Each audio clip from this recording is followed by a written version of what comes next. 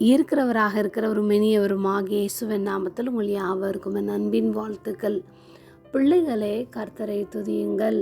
சங்கீதம் 148:12. வாலிபரே, கன்னிகைகளே, முதிர் வயதுள்ளவர்களே, பிள்ளைகளே, கர்த்தரை துதியுங்கள். நாம் கர்த்தரை துதிப்பதற்கு பலவிதமான காரணங்கள் இருக்கின்றன. வாலிபர்கள் ஏன் கர்த்தரை துதிக்க வேண்டும்? வாலிபன் தன் வழியை எதினால் சரிப்படுத்தக்கூடும்? அவருடைய வசனத்தின்படி தங்களை காத்து கொள்வதனால் கிடைக்கும் சந்தோஷம், சமாதானம், வெற்றி, சுகம், செழிப்பினால் தானே இன்னும் அவர்கள் அதிகமாக கர்த்தரை துதிக்கின்றனர். இளம் வாலிப பெண் பிள்ளைகள் கர்த்தரை எப்படியெல்லாம் துதிக்க முடியுமோ அப்படியெல்லாம் துதிக்கும் போது உணர்ந்து துதிப்பார்கள். உணர்ச்சி வசப்பட்டு எதையும் செய்ய மாட்டார்கள்.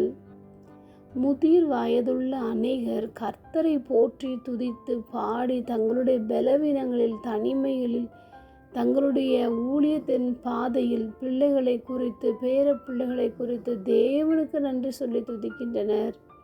சிலர் பலவீனத்தின் நிமித்தம் முதிர் வயதில் ஏற்படுகின்ற பிரச்சனைகளை பார்த்து ஆண்டவரை துதிக்கிறதை மறந்து விடுகின்றனர். சோர்ந்து போய்விடுகின்றனர்.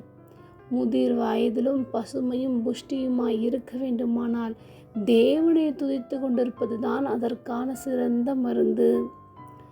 பிள்ளைகள் ஏன் கர்த்தரை துதிக்க வேண்டுமானால், அவர்கள் வாயில்தான் துதியை உண்டு பண்ணுவேன் என்று வாக்குத்தத்தம் பண்ணினது போன்று இயேசு கிறிஸ்து சிறு பிள்ளைகளின் துதிகளில் அவர் மிகவும் பிரியப்படுகிற தேவனாக இருக்கின்றார்.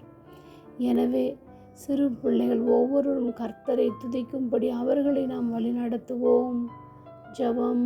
அன்பின் பரம தகப்பனே, எப்பொழுதும் எங்களோடு கூட இருக்கிறவரே, பிள்ளைகள் யாவரும் உம்மை துதிப்பதற்காக நன்றி செலுத்துகிறோம். இயேசுவின் நாமத்தில் பிதாவே, ஆமென்.